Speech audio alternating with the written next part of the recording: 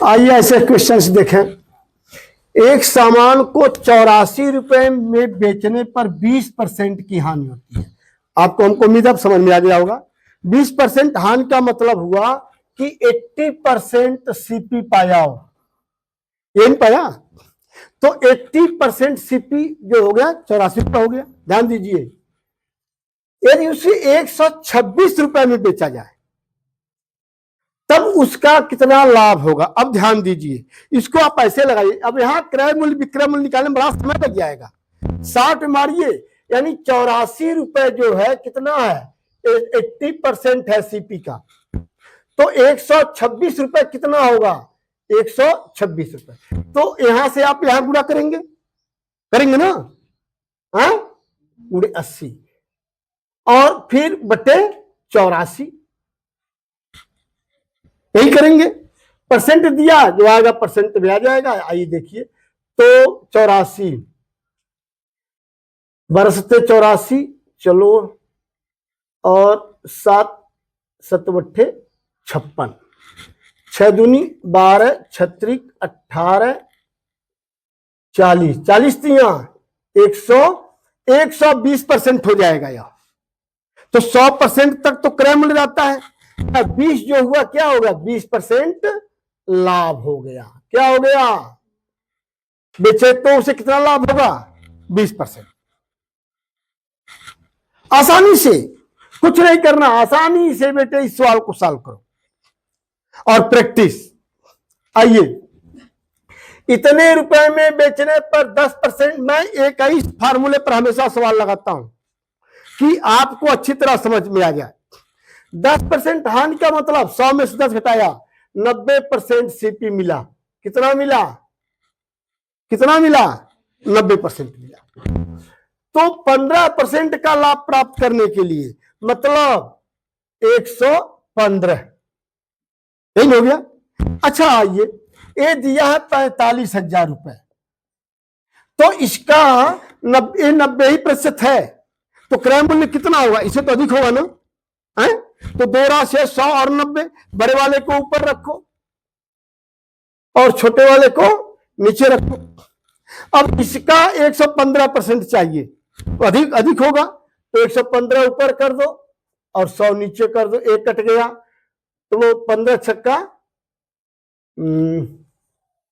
अच्छा चलो ये आसान हो गया। चलो ना, एक काट दिया और 9 पच्चे 45, 0 15 पच्चे 75, 5 1 57,500। कितने में बेचे, 57,500 में बेच दे। आसान है कि नहीं बेटा।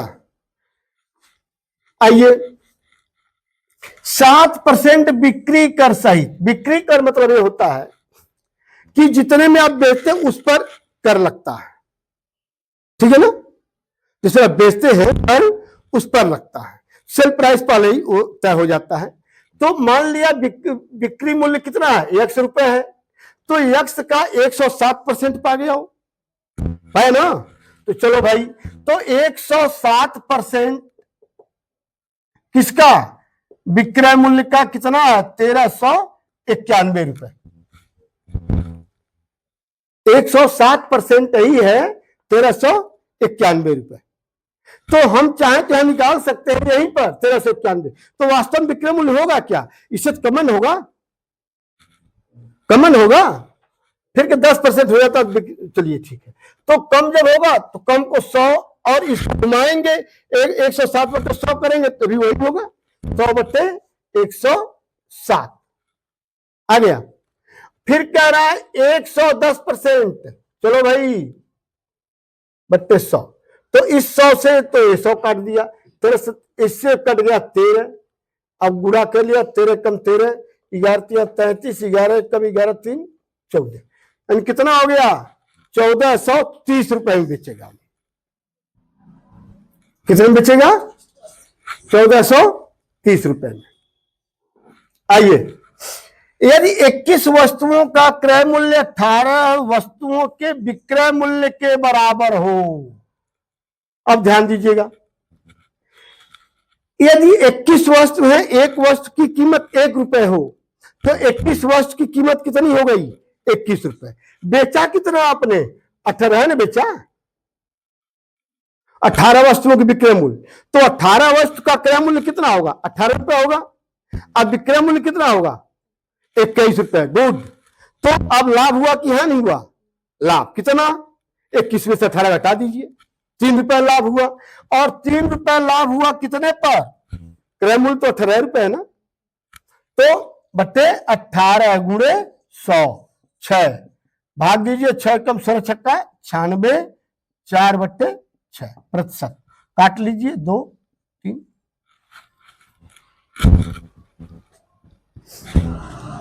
समझ आ गया? आ गया? आगे बढ़ू। गुड। एक व्यक्ति ने 4 रुपए की 6 की दर से, अभी मैं इस पर बहुत सवाल लगा चुका हूं, मैं बार बार कहता हूं, जहां ऐसा हो तुरंत एलसीएम ले लीजिएगा।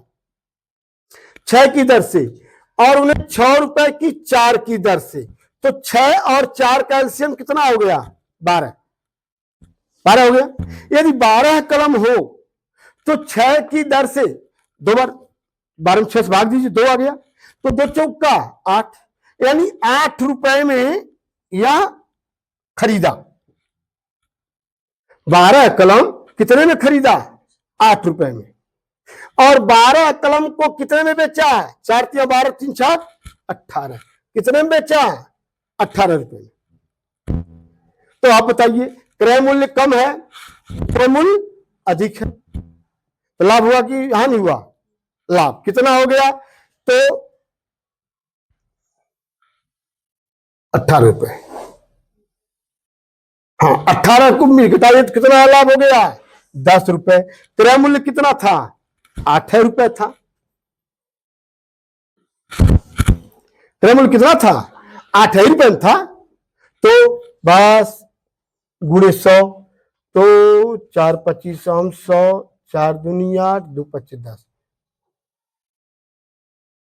125% उसको लाभ प्राप्त हो गया। समझ में आया कि नहीं? आया कि नहीं बेटे?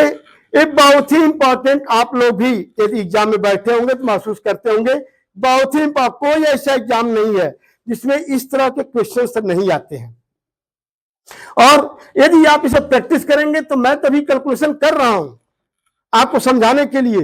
कितने सवाल इसमें ऐसे होंगे कि कैलकुलेशन ही नहीं करना पड़ेगा आपको, तुरंत आप ट्रिक लगा लेंगे। तो बेटे प्रैक्टिस अधिक से अधिक करें, और मेरा वीडियो और भी आप देखते रहें, मैं यही कहूंगा। आपको अच्छा लगता है तो कमेंट ही बेटा जरूर कमेंट करना चाहिए कि हाँ सुधार हो रहा है, कुछ फायदेमंद है, बेटा जरूर कमेंट कर दें। लाइक और सब्सक्राइब करना न भूलें।